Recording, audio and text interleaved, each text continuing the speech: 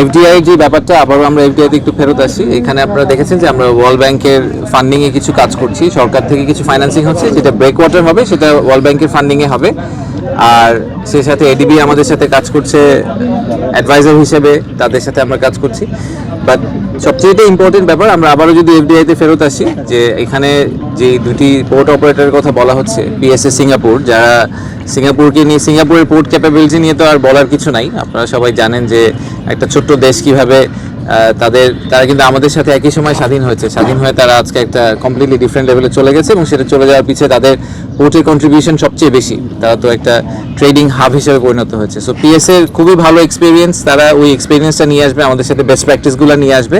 এবং আমরা এস্টিমেট করছি যে এই পিএসএ এবং ডিপি ওয়ার্ল্ড রাফলি $1 বিলিয়ন করে এই প্রজেক্টে ইনভেস্ট করবেন। সো 1 বিলিয়ন করলে প্রথম দুইটা সিটি 1 সিটি 2তেই আমরা প্রায় $2 বিলিয়ন মতো একটা ফরেন ডিরেক্ট ইনভেস্টমেন্টের চেহারা দেখতে পাবো।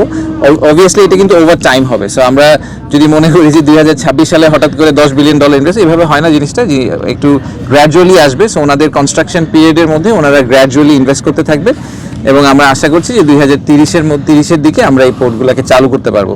তা আমাদের যে সঠিক প্যাড আর সঠিক তথ্য দিয়ে কেশু সামলে নিব এক হয়ে। Monalisa sanitary napkin. Long term again আমাদের we have to keep our eye on the big prize. Long টার্মে বিগ প্রাইস হচ্ছে যে আমাদেরকে একটা গ্লোবাল ফ্যাক্টরি হতে হবে। সেটা হওয়ার জন্য এই সবগুলা পোর্টকে একসাথে আসলে অ্যাক্টিভেট করা দরকার হবে, তা না হলে আমরা we will not be able to meet the demands. আমাদের ডিমান্ড তো অলরেডি আপনারা দেখতে পাচ্ছেন যে এক্সপোর্ট কিন্তু, আপনি যদি 2015-র সাথে এখনকার এক্সপোর্ট ভলিউম দেখেন, volume has gone 3 times or 4 times বেড়ে গেছে।